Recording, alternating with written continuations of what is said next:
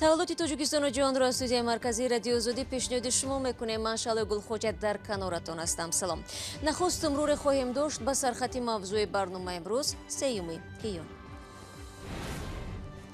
пешниҳод ироа шуд, мақомот баррасӣ доранд. оё бемории коронавирус ки муҳоҷиронро дар Русия бекор кард акнун мавриди авф қарор медиҳад? خب این یک پیشنهاد است. امیدوارم که این پیشنهاد قبول خود حکومت شود و به امضا رسد و مهاجران از این مشکلات بیرون بیایند. дар ҳоле ки як ҳайати рӯзноманигорон барои таҳқиқ ба Хуросон рафтанд, додгоҳ муҷримони ҳамла ба хабарнигори Азия Плюсро ҷарима баст. ва тоҷирони бекормондаи бозорҳо мегӯянд ба умеди сабукӣ аз ҷониби ҳукумат ва бонкҳои Тоҷикистон ҳастанд.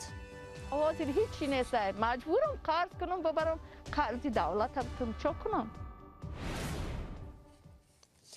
дар Русия эҳтимоли авфи муҳоҷиронро баррасӣ доранд. дар ин бора хабаргузории РИА Новости бо такя ба манбаи худ дар вазорати дохилии ин кишвар иттилоъ медиҳад. гуфта мешавад чунин пешниҳод аз ҷониби таҳлилгарон ки дурнамои рушди вазъи муҳоҷиратро дар пасманзари таъсири COVID-19 таҳия карданд ба мақомот пешниҳод гардидааст. лашкари бузурги муҳоҷирон дар шароити ҳамагири коронавирус аз қишри осебпазир маҳсуб ёфта аз лиҳози даромад ва саломатӣ зарар дидаанд. мавзӯъро Кайомарсиятто идома медиҳад. کارشناسان وزارت کارهای داخلی روسیه به مقامات آن کشور پیشنهاد کردند که نسبت به مهاجران غیرقانونی عفو سراسری اعلان کرده شود.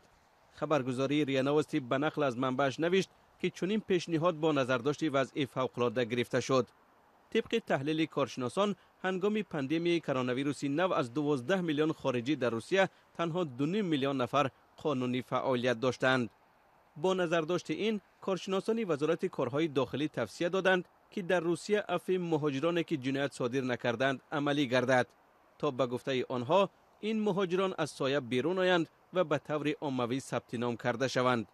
عزت امان حامی حقوق مهاجران تاجیک در روسیه میگوید این حالا یک پیشنهاد است، اما به سبب آنکه از طرف مقامات دولتی ارائه شده است شانس اجرا شدنش خیلی بالاست و معلوم نیست که انا همین کرانتین و یا انا همین محدودیت ها تا کی دوام می‌یابند. بنابر همین از جانب خود حکومت روسیه همچنین یک پیشنهادای شده این تحلیلگران خود منبع مهاجرت هستند.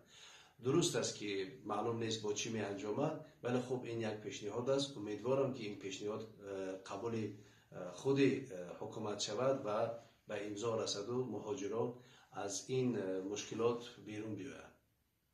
وی گفت که در صورت اجرای پیشنهاد ده‌ها مهاجر تاجیک امکان قانونی زیست و کار را در روسیه به دست خواهند آورد. حامی حقوق مهاجران میگوید اجرای این کار فرصت زیاد می‌طلبد و پیش از همه باید رویخط مهاجران یا شهروندان خارجی تهیه کرده شود که قانونی و غیر قانونی بودن کار و بودباش آنها را معلوم کند. وقتی که از جانب حکومت روسیه پیشنهاد شد که 3 ماه پول پتنت سپاریده نشود، درست در بعض همه این پتنت ها میبایست از کار روند، یعنی بیکار شوند. به گمان من به خاطر همین برطرف کردن خلأ حقوقی یا اینکه تناقض حقوقی میخواهند که یک امنیستیا برگزار شود که این خلأ را از بین بردارد. مقامات روسیه میگن تا 1 میلیون اهالی تاجیکستان برای کار و زندگی در آن کشور قرار دارند. معلوم نیست چقدر از آنها قانونی و چقدر دیگر غیر رسمی کار و زندگی دارند. اما وزارت مهنت و مهاجرت تاجیکستان میگوید تا این دم تقریبا 300,000 شهروند تاجیکستان با سبب‌های گوناگون از روسیه اخراج شده از حق ورود به آن کشور محرومند. به گفته حامیان حقوق، مهاجران تاجیک بیشتر به سبب مشکل در حجتگذاری و نقض قاعده‌های بود و باش در روسیه اخراج کرده میشوند. در این میان زیادن مهاجرانی که میگویند بیگناه و دست جمعی از روسیه اخراج کرده شدند. مقامات روسیه اکثر مهاجران را به مهلتی از 3 تا 5 سال از حق ورود محروم میکنند. در 2 هفته اخیر مقامات توسط پروازهای چارتری هواپیماها از مسکو به دوشنبه 10 نفر را آوردند که دادگاه‌های روسیه قرار اخراجشان را صادر کردند و آنها در بازداشتگاه‌ها نگهداری می‌شدند. روسیه در سال 2017 هم به 10,000 شهروند تاجیکستان اجازه داده بود که سندهایشان را دوباره قانونی کنند. وزارت کارهای داخلی تاجیکستان در یک اطلاعیه به قضیه لطوکوب خبرنگاری آزیا پلوس پاسخ داد. در این جوابنامه آمده است در پی شکایت عبدالله غربتی 3 ساکن ناحیه خراسان جریمه شدند. حمله به این خبرنگار هفته گذشته و زمانی صورت گرفت که او می‌خواست درباره ضرردیدگان سیل این ناحیه گزارش آماده کند. آرزوی کریم دیروز با گروهی از خبرنگاران در خراسان بود. گزارش را شهلای عبدالله تقدیم می‌کند. گروه از خبرنگاران با راهبری نورالدین قرشبویف رئیس انجمن ملی رسانه‌های مستقل تاجیکستان روز 2 ایون به ناحیه خراسان رفتند. تصمیم سفر به این ناحیه پس از لطوکوب شدن خبرنگار تاجیک عبدالله غربتی در ناحیه خراسان گرفته شد. خبرنگار آزیا پلوس با هدف تهیه گزارش از زندگی ساکنان از سیل ضرر دیده رفته بود و مورد حمله قرار گرفت. با گروه خبرنگاران در ناحیه خراسان رحمت الله سفرزاده رئیس ناحیه ملاقات کرد. او وعده داد که مقامات در زودترین فرصت مجرمان را پیدا و مجازات می کند.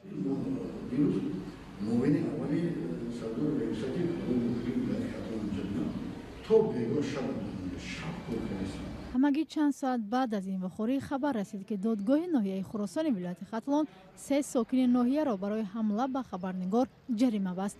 حمله‌وران به مید اواشی گناهکار شدند و هر کدام به پرداخت 580 سومانی موظف گردیدند. قرار دادگاه روز 2 ایون صادر شد. قبلا وزارت کارهای داخلی غربتی را به آن ایبدار کرد که بدون اجازه ساکنان برای ثبت به داخل خیمه‌های آنها وارد شده است. عبدالله غربتی گفت لطوکوب او پیش از آن که به خیمه‌ها نزدیک شود صورت گرفت و فرضیه رسمی را به پای خواند و از مقامات وزارت امور داخلی خواست برای نوشته خود در سامانه رسمی وزارت عذر بپرسند. این در حالی است که چند از ساکنان محل سیلزده روز 2 ایون به خبرنگاران گفتند که زیر هیچ نامه امضا نگذاشتند. سازمان‌های ژورنالیستی نیز محتوای نامه و امضاهای زیر آن را زیر شبهه بردند. مطمئن هستم که روزنامه‌نگاران مثل تمام مردم تاجیکستان جانبدار اغوا انداختن نیستند. آنها نیز برای حل و فصل مشکل سهم خود را دارند. عبدالله غربتی در یک ماه آخر بار دوم است که مورد لطوکوب قرار می‌گیرد. شام 11 می در نزدیکی بازار کاروان از سوی 2 نفر ناشناس مورد حمله قرار گرفته بود. حمله‌گران هنوز آشکار و مشخص نشده‌اند. وی باور دارد که حمله به فعالیت خبرنگاریش ربط دارد. تا حال مقامات درباره تحقیق حمله 11 می اطلاعی نشر نکردند.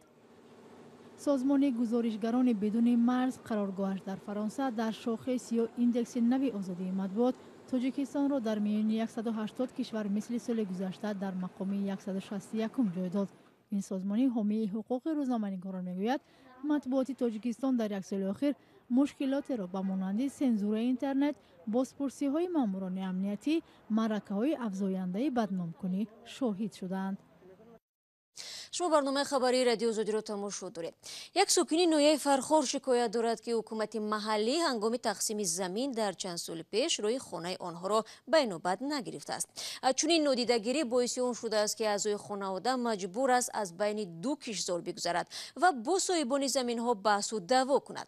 مقامات فرخار گفتند از این مشکلات آگاه نیستند، هرچند مصاحبان محمود جان رحمتزاده حرف دیگر را میگویند. خانه سفرعلی نورالیف در بین 2 کشتزار مانده است و تا به راه کلان رسیدن تنها از یک پیراهه میانی زمین‌های کشت استفاده می‌کند. این ساکن 41 ساله دهه مهنت آباد ناحیه فرخار در براه ماندنش حکومت محلی را گناهکار می‌داند که زمان تقسیم زمین راه خانه آنها را به اینابت نگرفتند.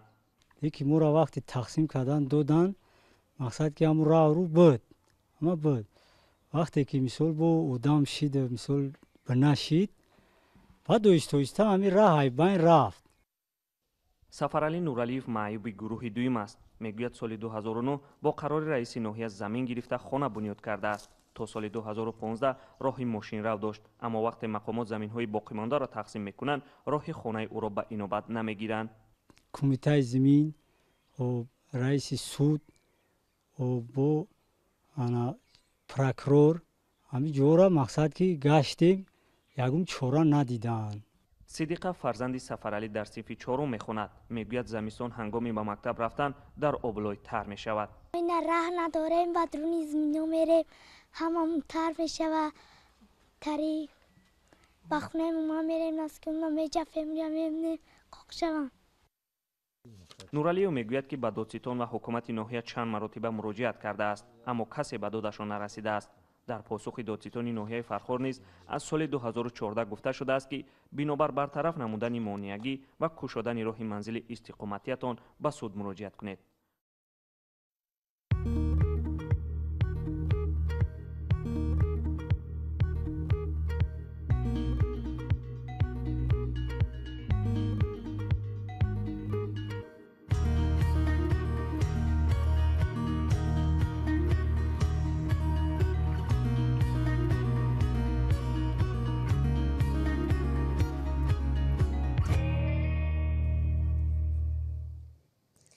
برنامه خبری روی دوم میدهیم. استودی جمهوری مقابله با کووید 19 در تاجیکستان میگوید که شرایط کرونا ویروس در بین اهالی کشور به مراتب کاهش یافته به سطح پایین رسیده است.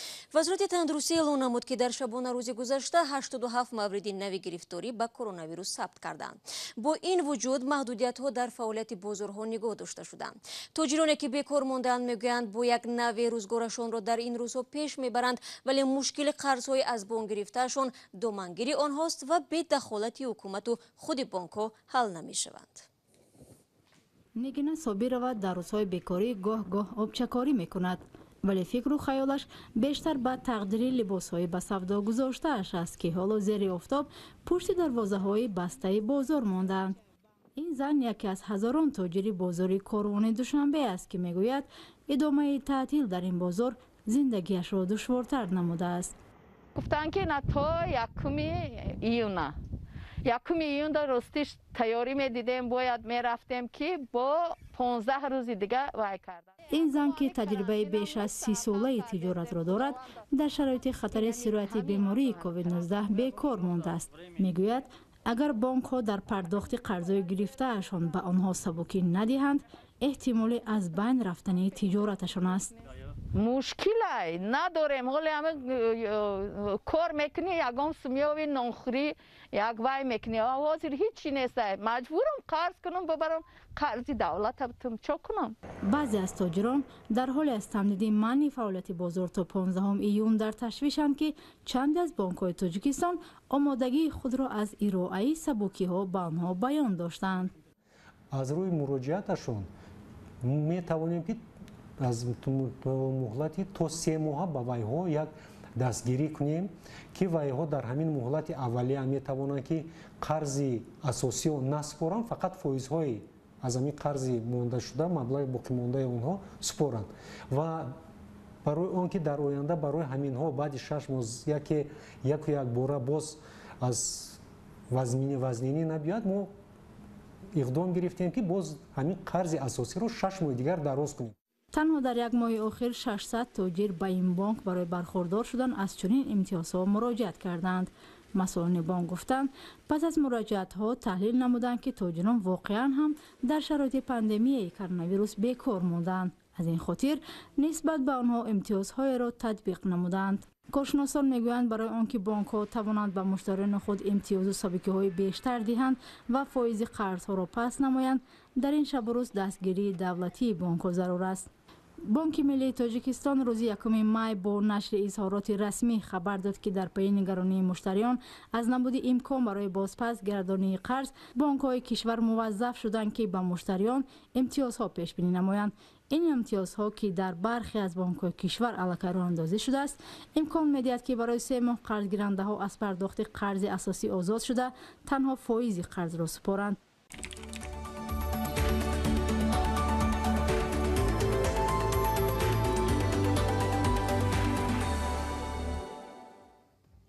برنامه امروز اخبار آزادی را در اینجا به پایان می‌رسانیم. شما تا 24 ساعت آینده امکان دارد خبرهای نو را در وبسایت ما پیدا کنید. همچنین نوار و گزارش‌های روز در آزادی ویدیو کانال رادیو آزادی در یوتیوب گذاشته می‌شود. صفحه‌های ما در شبکه‌های اجتماعی دسترسند. فردا صبح بر وقت من شما را در نوید بامدادی منتظرم. فراموش نکنید. تا فردا خدا نگهدارتان.